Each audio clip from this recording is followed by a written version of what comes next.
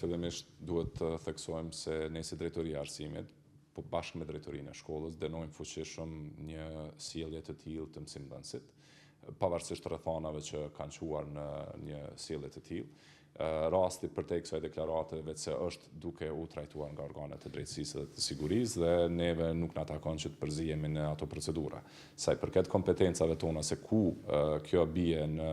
fushveprimin tonë si drejtoria e arsimit, jemi duke prit nga shkolla që të marrim një raport të detajuar, duke përfshi edhe informata mbi sjelljen e një apo më shumë nxënësve, sepse po aludohet që ka pas edhe të tjerë të përfshirë. Derisa ne nuk i kemi këto informata, nuk mund të marrim një veprim konkret në fushveprimin tonë. Ajo që duhet të ceket është që askush, përfshi edhe nxënësit në këtë rast, nuk duhet të lëshohet pa masa adekuate të ndëshkimit ose të rehabilitimit, sepse nëse flasim për nxënësin dhe për moshën e tina, sigurisht që duhet kemi parasysh të trajtojmë edhe elementet e tjera se a është marrë shkolla mjaftueshëm mësimdhënësi, kujdestari i klasës, shërbimet mbështetëse për brenda shkollës për parandalimin e një rasti të tillë. Është edhe një element tjetër jashtëzakonisht i rëndësishëm që fatkeqësisht shkollat po lihen sot të pambrojtura dhe mësimdhënësit në këtë situatë sot gjenden shpesh për shkak të pikërisht kësaj që thash, mungesës së kapaciteteve, formulës së gabuar të financimit që përcakton një numër të vogël të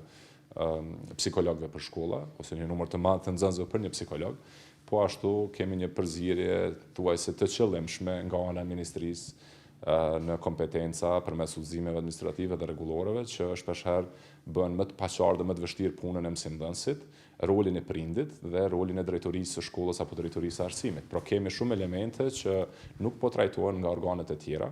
Përgjegjës nuk mund të jetë vetëm shkolla, kemi edhe organet të sigurisë, policinë, prokurorinë, shërbimet sociale, të cilët konsiderojnë që në masë të madhe dhe shpeshherë nuk i kryejnë punën e tyre dhe prandaj të gjitha këto përfundojnë në shkollat tona duke qenë si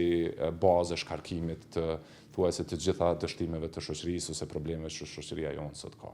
Transferimi i nxënësve fillimisht në baza ligjore nuk është i lejuar dhe nuk përbën një zgjidhje.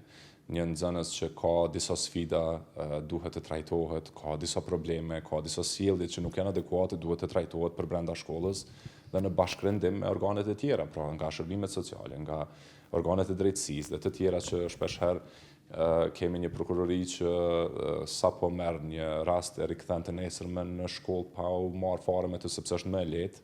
thuajse për secilin prej organeve të tjera që rastin ta rikthejnë në shkollë. Mirë po shkolla nëse të njëjtin problem, të njëjtin nxënës e bartë në një shkollë tjetër, nuk përbën zgjidhje, përbën vetëm bartje të përkohshme të